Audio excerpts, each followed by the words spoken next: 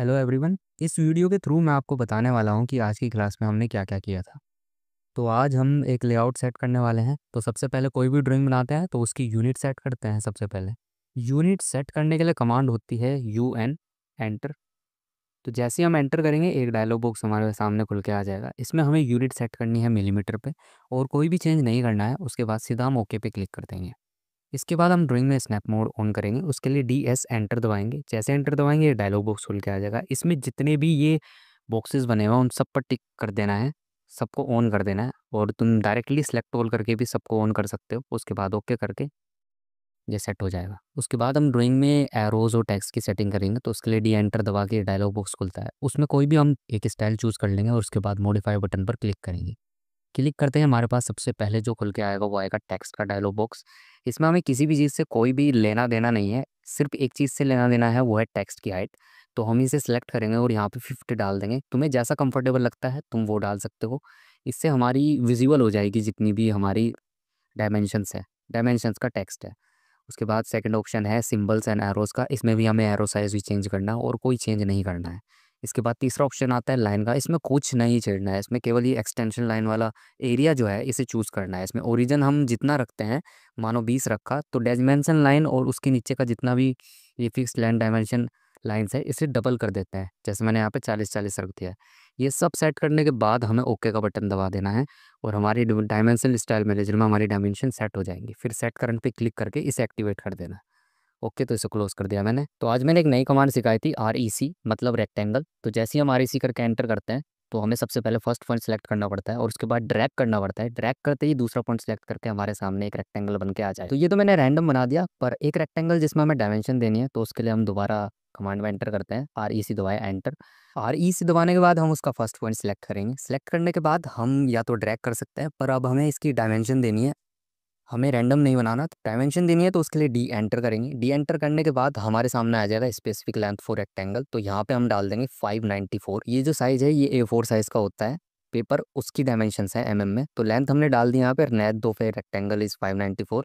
उसके बाद हम विड्थ डालेंगे, वो डालेंगे 841। तो 41 डालते ही हम एंटर कर देंगे। तो जैसे ही हमने एंटर किया तो सामने तुम देख सकते हो कि रेक्टेंगल बन तो गया है पर वो फिक्स नहीं है। हमें ये भी बताना पड़ेगा उसे राइट साइड बनाना है या लेफ्ट साइड।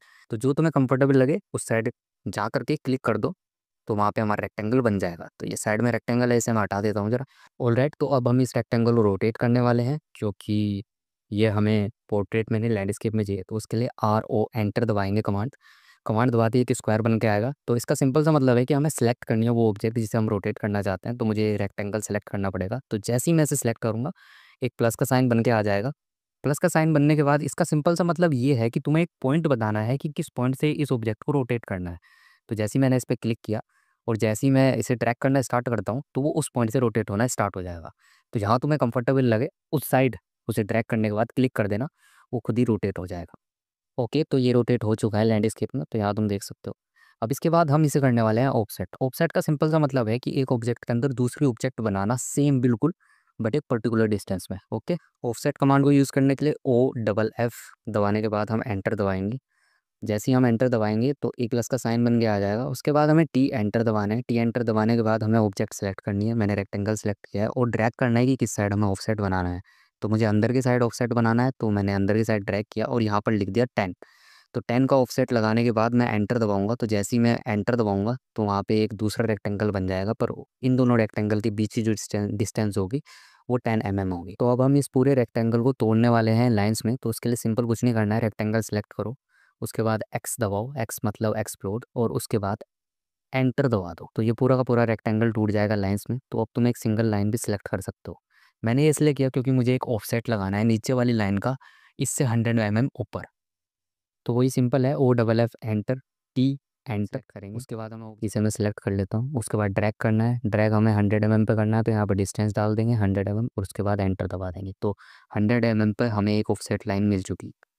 यही सी सेम चीज़ हम करने वाले हैं दूसरी लाइंस के साथ। तो साइड में मैं क्या करूँगा, एक छोटी लाइन और बना दूंगा क्योंकि मुझे यहाँ पे बहुत सारे ब्लॉक्स की ज़रूरत है। तो first point second point select करके लाइन कमांड तो तुम्हें आती होगी। सेलेक्ट करके मैंने साइड में एक लाइन बना ली है। अब इस लाइन का ऑफसेट मैं लगाने वाला हूँ 300 mm अपने लेफ़्ट में। तो वही सिंपल है, O double F enter T enter, उसके बाद लाइन सेलेक्ट करनी है। लाइन सेलेक्ट करने के बाद उसे ट्रैक करना है जिस भी साइड ऑफसेट करना है। तो यहाँ पे मैं 300 का ऑफसेट लगाने वाला हूँ, तो 300 लिखने के बाद मैं एंटर दबा दूंगा। तो एक लाइन हमारे यहाँ पर बन चुका है। सेम यही चीज़ मैं दोबारा करने वाला हूँ क्योंकि मुझे एक और ब्लॉक की ज़रूरत है अपने यहाँ लेफ्ट साइड में। तो यहाँ पे मैं दोबारा से ऑफसेट लगाऊंगा, O double F enter T enter, उसके बाद लाइन सेलेक्ट करेंगे। लाइन सेलेक्ट करने के बाद उसे ड्रैग करेंगे किस साइड ऑफसेट मारना है, उसके बाद डिस्टेंस डाल देंगे। मान लो कि मैं दोबारा से 300 पे ऑफसेट मारने वाला हूँ, तो यहाँ पर 300 डाल दूंगा। 300 डालने के बाद सीधा एंटर दबाऊंगा। एंटर दबाते ही तुम देख सकते हैं आप एक और लाइन बन चुकी है। अभी एक और ऑफसेट लगाएंगे, वो लगाएंगे 100 पे। सिंपल यही चीज़ तुम्हें रिपीट करते जाना है जब तुम ऑफसेट करोगे, O double F enter T enter, और उसके बाद ऑब्जेक्ट सेलेक्ट करने के बाद डिस्टेंस कितनी रखनी है। जैसे यहाँ पे मैं 100 रखने वाला हूँ, तो 100 कर देते हैं इसे। 100 करने के बाद सीधा एंटर दबाया और हमें मिल जाएगी एक नई लाइन। तो यहाँ पर हमारा जो ये लेआउट है वो रेडी हो चुका है लगभग। उसके बाद मैंने एक और नई कमांड सिखाई थी, उसमें मैंने सिखाया था कि एक लाइन को कैसे डिवाइड करते हैं छोटे छोटे पॉइंट्स में।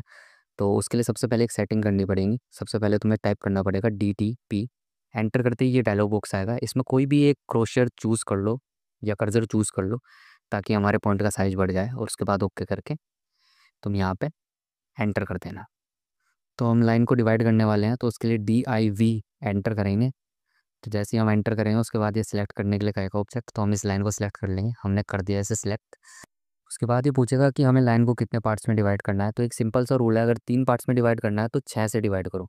जितने पार्ट्स में तुम्हें लाइन डिवाइड करनी है बस उसकी डबल क्वांटिटी डाल दो। मान लो 3 है तो 6 डाल दी।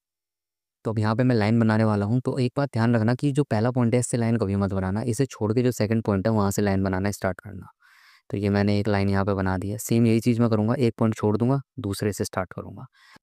तो यहाँ पे तुम क्लियरली देख सकते हो कि हमने पूरे बॉक्स को 3 में डिवाइड कर दिया है। अब जो इसके लेफ्ट वाला बॉक्स है इसे हमें 2 में डिवाइड करना है, तो सिंपल हम मिड पॉइंट ले लेंगे और उससे एक लाइन खींच देंगे, तो ये 2 पार्ट्स में डिवाइड हो गया। तो अब ये जो छोटे छोटे क्रॉस बने हैं अब हमें इन्हें हटाना है। तो इन्हें हटाने के लिए हम क्या करेंगे, इसमें से एक किसी एक क्रॉस को सेलेक्ट करेंगे। उसके बाद राइट क्लिक करेंगे। राइट क्लिक करने के बाद हमें सेलेक्ट सिमिलर वाला ऑप्शन है उस पर क्लिक करना है।